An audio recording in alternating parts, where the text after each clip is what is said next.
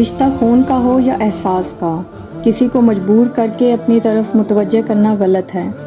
زندگی میں اپنے ساتھ رہنا سیکھیں۔ انسان بہت ہی سخت جان چیز ہے، جس بات کا تصور بھی برداشت نہیں کر سکتا، جب وہ حقیقت بن کر ٹوٹ پڑتی ہے تو چپ چاپ اسے برداشت کر لیتا ہے۔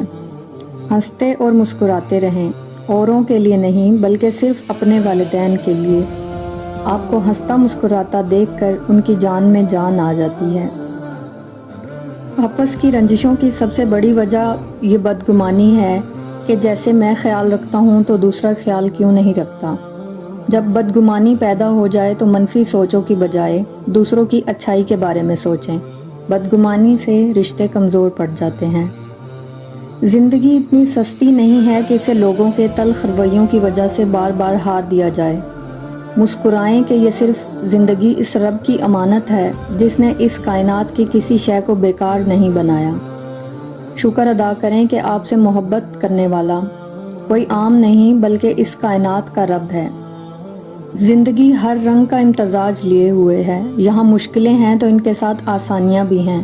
اگر ناکامی ہے تو کامیابی بھی ہے۔ کوشش ہر چیز کی سمت بدل دیتی ہے، وہ عمل میں ہو یا ہاتھ اٹھا کر دعا کی صورت میں۔ کوشش جاری رکھیں۔ زندگی اپنا رخ بدلتی رہتی ہے، بس آپ اپنا رخ مایوسی کی طرف نہ کریں۔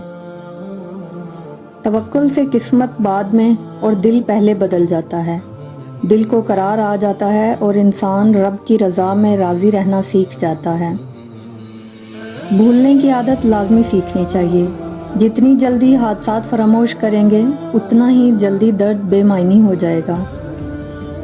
آپ زبردستی کسی کو دو کاموں کے لیے مجبور نہیں کر سکتے، ایک محبت اور دوسرا عبادت۔ دونوں دل سے ہوتی ہیں اور دونوں کا رشتہ روح سے جڑا ہوتا ہے۔